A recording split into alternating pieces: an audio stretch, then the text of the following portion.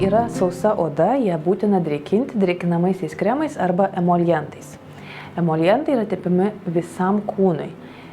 Tai nereiškia, kad kai yra sausas bėrimas reikia tepti tik tai jį, reikia tepti viso kūno odą, nes sergant atopiniu dermatitu serga viso kūno oda. Dėl to drėkinimas odos turi būti kiekvieną mielą dieną, 2 kartus per dieną viso kūno odai. Jeigu atskiri kūno odos plotai išsausėja, juos papildomai galima patepti ir 3, ir 4, ir 5, ir 6, jeigu reikia 10 kartą.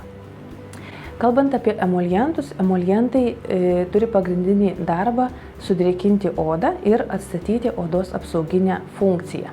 Kai oda yra drėgna, jinai yra daug atsparesnė aplinkoje esančioms medžiagoms. O kai oda yra sausa, joje yra labai daug mikroįtraukimų, pro kuriuos gali daug lengviau patekti ir odą sudirginti aplinkoje esančios medžiagos. Dabar emolientai savo tekstūrą skiriasi. Vieni yra kreminės tekstūros, kiti yra riebesnės tekstūros ir yra vadinami tepalai. Tai čia yra 3 skirtingų tekstūrų pavyzdžiai. Ant pirmo pagaliuko yra losjonas. Kaip matome, pati tekstūra yra daug skystesnė. Tepant ant odos, jinai labai lengvai pasiskirsto ir labai greitai susigeria.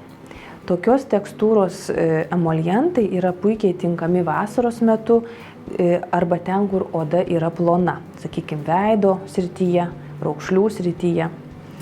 Tačiau jeigu yra šaltesnis metų laikas, oda yra sausesnė, tada reikėtų rinktis kreminės tekstūros tepalus. Kreminės tekstūros emolientai yra šiek tiek riebesni, jų sudėtyje yra šiek tiek daugiau riebalų ir jeigu mes jį tepame, kaip matote, jis jau tepasi šiek tiek sunkiau ir patepus susigeria, bet norint, kad susigertų, reikia šiek tiek daugiau laiko. Kalbant apie tepalus, tai yra emolientai, kurie yra sudaryta tik tai iš riebalų arba lipidų. Ir riebalai gali būti įvairūs, tai yra sintetiniai arba natūralūs aliejai. Patys populiariausi yra vazelinas, parafinas. Ir čia jau palietus mes matome, kad jis yra lipnus ir užtepus jį ant odos, jis palieka riebę plėvelę. Jis praktiškai nesusigeria, bet palieka papildomą apsauginį sluoksnį.